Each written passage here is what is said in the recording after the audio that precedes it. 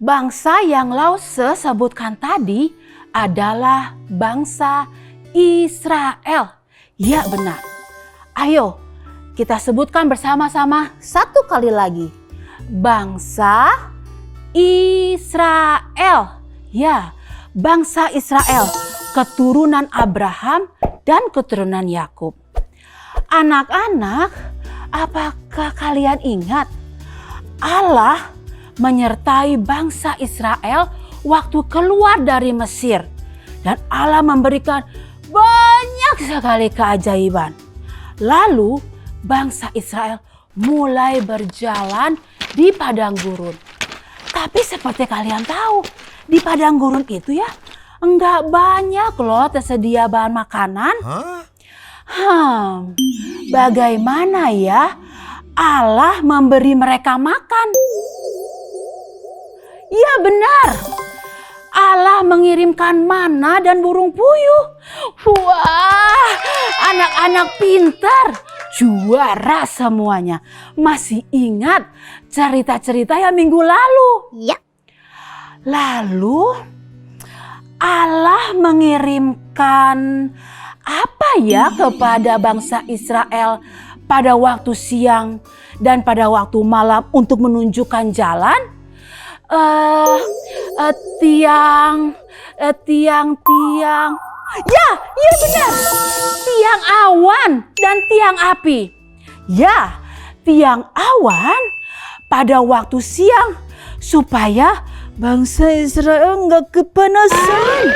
Dan tiang api di waktu malam agar bangsa Israel nggak kedinginan gitu. Nah, sekarang lihat. Tiang awan membawa bangsa Israel ke dekat Gunung Sinai. Tiang awan itu berhenti.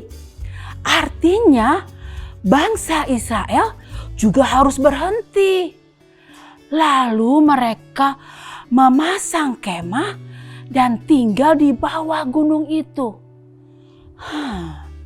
Tampaknya sesuatu yang penting akan terjadi di sana.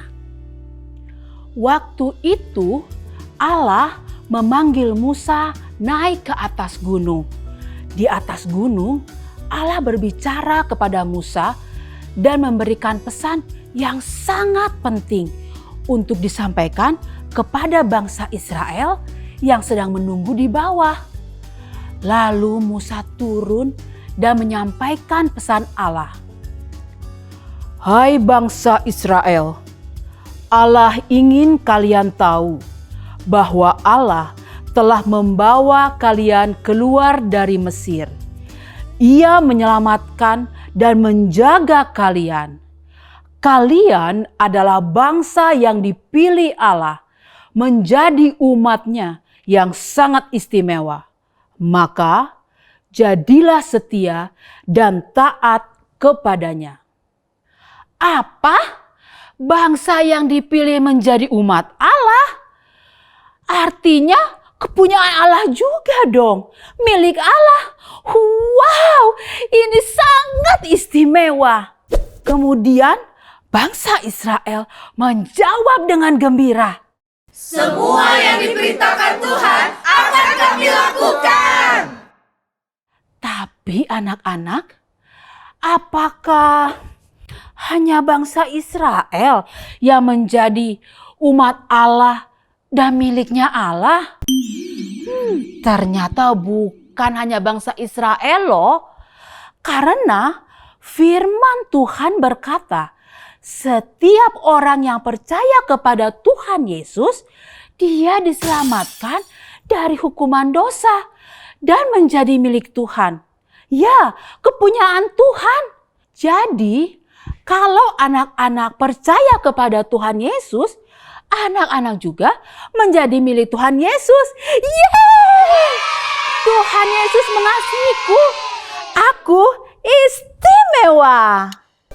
Anak-anak, Lause jadi ingin tahu, setelah bangsa Israel menjadi milik Tuhan dan kita yang percaya Tuhan Yesus menjadi milik Tuhan juga, Selanjutnya, apa yang harus kita lakukan? Ayo, kita lanjutkan cerita Alkitabnya.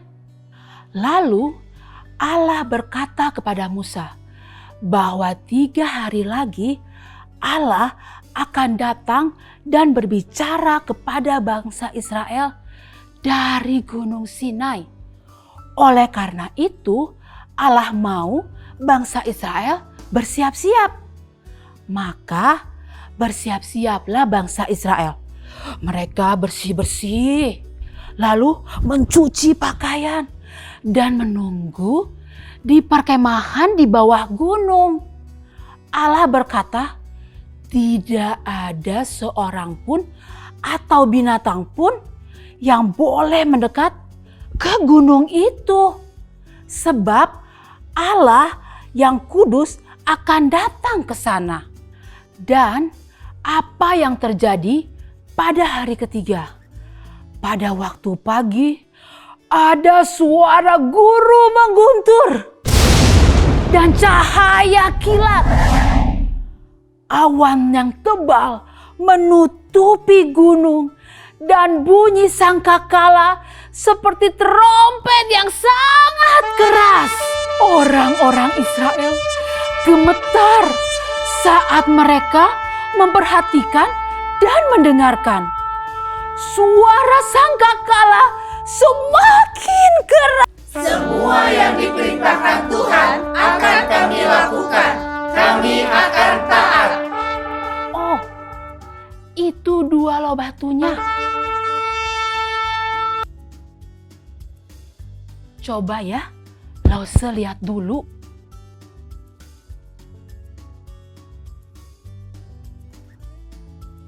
Oh, sekarang Lause mengerti apa arti dari 10 perintah itu.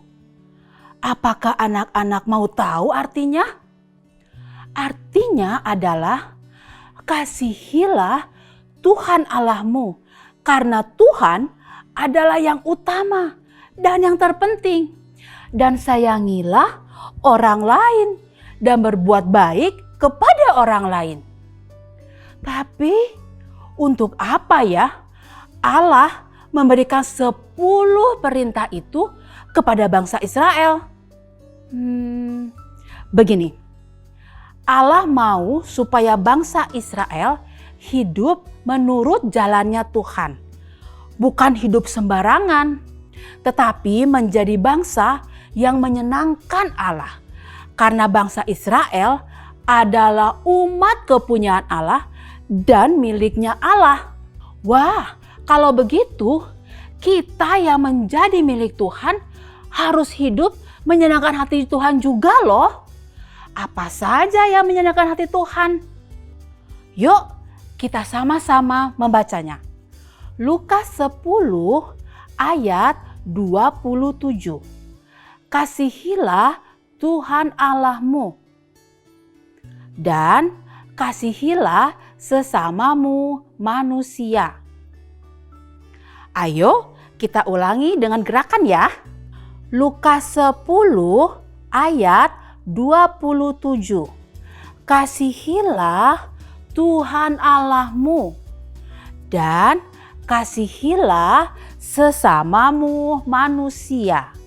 Jadi inilah yang menyenangkan hati Tuhan, yaitu mengasihi Tuhan dan mengasihi orang lain. Nah anak-anak, di Gunung Sinai, Allah dan umat Israel saling berjanji. Allah berjanji akan menyertai dan mengasihi umatnya. Dan bangsa Israel berjanji akan menaati perintah Allah. Sekarang juga nih, Tuhan berjanji kepada kita yang percaya kepadanya bahwa Ia selalu menyertai dan mengasihi kita. Kita pun berjanji mau menaati perintah Allah.